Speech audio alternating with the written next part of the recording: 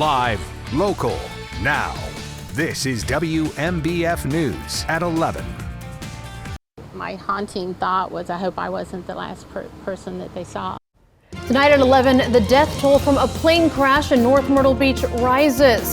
Hear from the neighbors who saw the plane go down and a pilot sharing what he thinks could have gone wrong.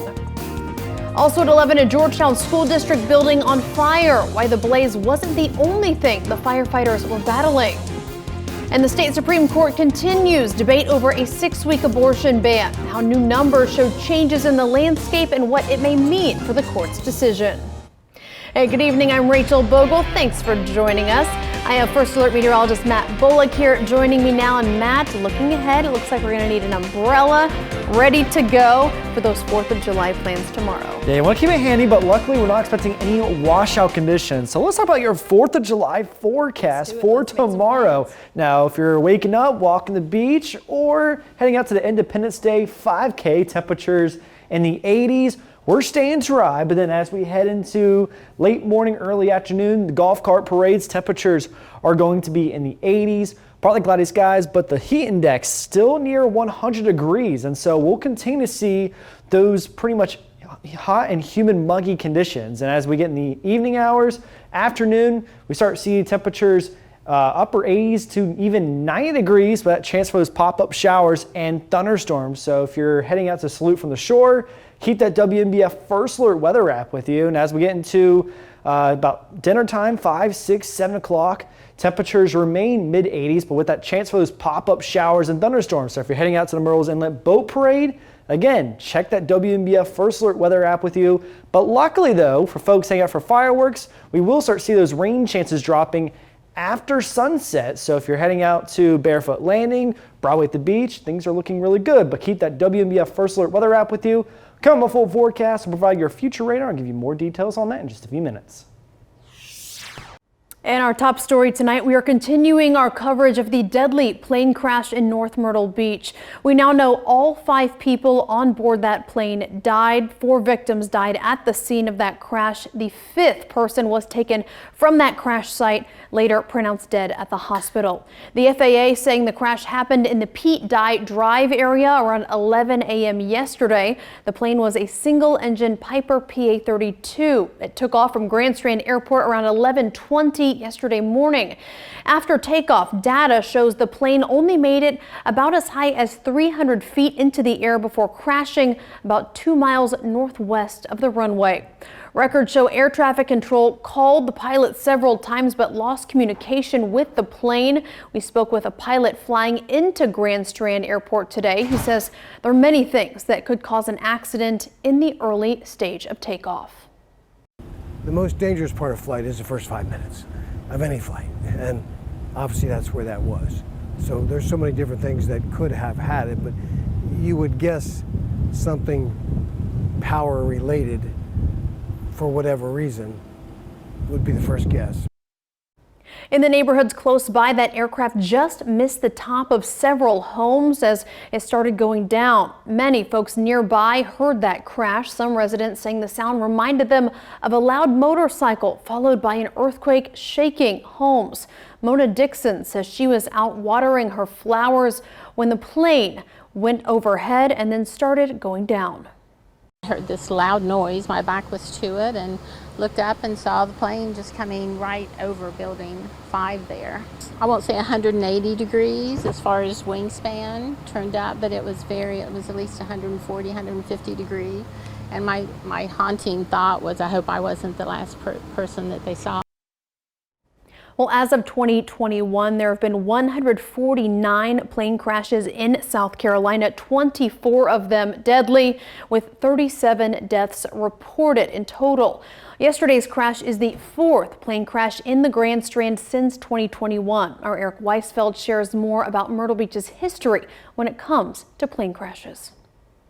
May 21st of 2021, fire crews respond to a field along Socastee Boulevard. The FAA says a twin-engine plane left the Myrtle Beach International Airport heading for the Grand Strand Airport. The agency says the pilot was trying to return to MYR when it crashed. The Horry County Deputy Coroner says James Harper died. He was the only person on board.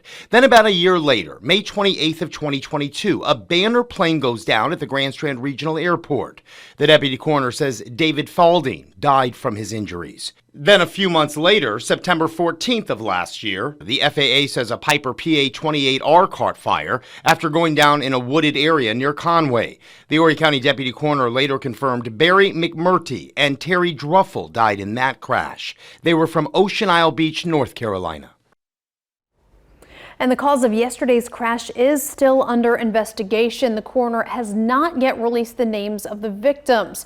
We do know the National Transportation Safety Board works with the FAA to investigate these types of plane crashes. A spokesperson for the NTSB says investigators look at several different factors to determine what may have caused this crash.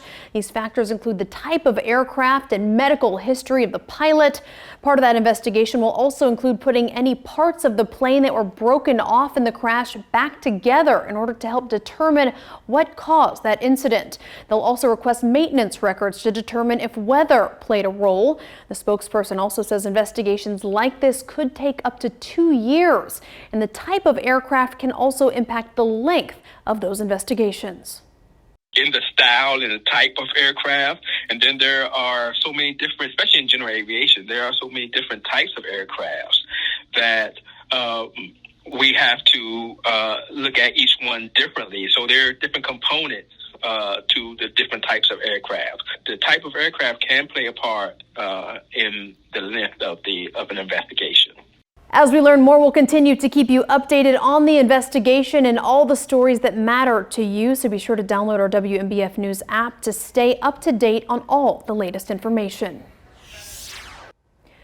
New at 11 as investigators continue looking into what sparked a fire on the roof of the Georgetown County School District Administration building. We're now hearing more about what the scene was like for firefighters who battled the blaze.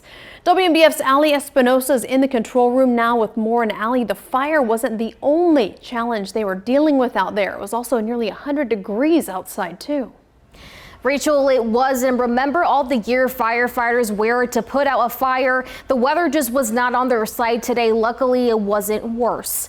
A viewer sent us this video of what the fire looked like this afternoon just before 12:30. The school district says staff were inside the building at the time of the fire, but were safely evacuated. A contract company had been working on the roof of the building all day. The school district says a preliminary investigation shows propane tanks used in the roof repair may have exploded. Georgetown County Fire responded with the help of Midway Fire Rescue and Georgetown County Fire. Georgetown Fire Chief Charlie Cribbs says firefighters were able to get the fire under control in about 25 minutes and described what conditions were like for the firefighters.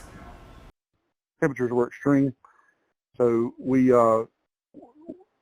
obviously brought in Georgetown County Fire and EMS and Midway Fire Rescue to assist us, and mainly is help make sure that we rotate people through to make sure everybody is, at least getting cooled down and getting something to drink and then hydrated, and then we can move them back through the process. Thankfully, again, only one was hurt, and investigators are working to determine the cause of the fire. Rachel, back to you. All right, thank you, Ali. Meanwhile, right now, the South Carolina Supreme Court is still in the middle of debate over a new law that would ban most abortions after about 6 weeks of pregnancy. Now, new data showing an increased number of abortions over just the last year. A report from DHEC shows abortions in South Carolina increased by nearly 1,000 from 2021 to 2022. After a law banning abortions after 6 weeks was struck down in August, the number of out-of-state residents seeking abortions in South Carolina went up. That's because neighboring states like North Carolina and Georgia have tightened their restrictions on abortion, making South Carolina's 20-week limit one of the least restrictive in the Southeast. In your crime alert tonight, a Darlington County shooting is now being investigated as a homicide. David Colby Reddick was shot on Wire Road just before 7 this morning. The Darlington County Sheriff's Office and SLED will work alongside one another on that investigation. So far, details of what led up to the shooting haven't been released. And in Myrtle Beach, police say this man tried to chase a woman around a home with a brick and also tried assaulting her. 59-year-old Okira Abija Bomani is charged with first-degree assault and battery. That incident happened about a month ago on Carver Street. The victim told authorities Bomani accused her of stealing and then chased her around with a brick, threatening to assault her. She later identified Bomani in a photo lineup. He is currently booked at the J. Reuben Long Detention Center.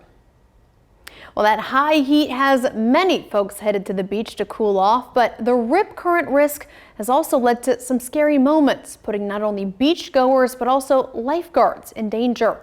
Just yesterday, there were 22 rip current rescues in Myrtle Beach alone. Situations like this can be scary for lifeguards. Lifeguard coordinator May Lozon says while their lifeguards are thoroughly trained to deal with any situation, preventing those accidents from happening in the first place is their top priority. We have a saying around here that a dry lifeguard is a good lifeguard. Of course, unless they have to go in for a rescue. But if they're able to prevent a rescue from happening in the first place, then that's even better. All right, so how do you stay safe while also enjoying the ocean? Lozon has a couple tips for you. First, she encourages you to check the flags when you arrive to the beach. That's how you're going to get that warning whether the water is dangerous or not. In North Myrtle Beach, a red flag is giving beachgoers a heads up to be careful. She also says to speak with the lifeguards on duty. They'll tell you about rip currents and if there's any danger in the area. And lastly, she says if you're in need of help for whatever reason, use a crossing hand technique to wave down a lifeguard. This can help them spot you easier while they're scanning the water. And to stay up to date on riptide risks and everything else you need to know when you're heading out to the beach, be sure to download our First Alert weather app. To get it, just scan the QR code right on your screen. With everything from First Alert radar to extreme temperatures, our First Alert meteorologist will always keep you in the know. Coming up, a new position is coming to the Horry County Fire Department. How the department hopes the new addition will help fight the opioid crisis. And here's a look at some of the top stories you're reading right now on WMBFnews.com. The coroner's office confirms 5 people died in a plane crash yesterday in North Myrtle Beach. A roller coaster trapped riders upside down for hours. And a Texas man who vanished as a teen was found alive 8 years later. You can take a closer look at these and our other top stories right now on WMBFnews.com and your WMBF News app.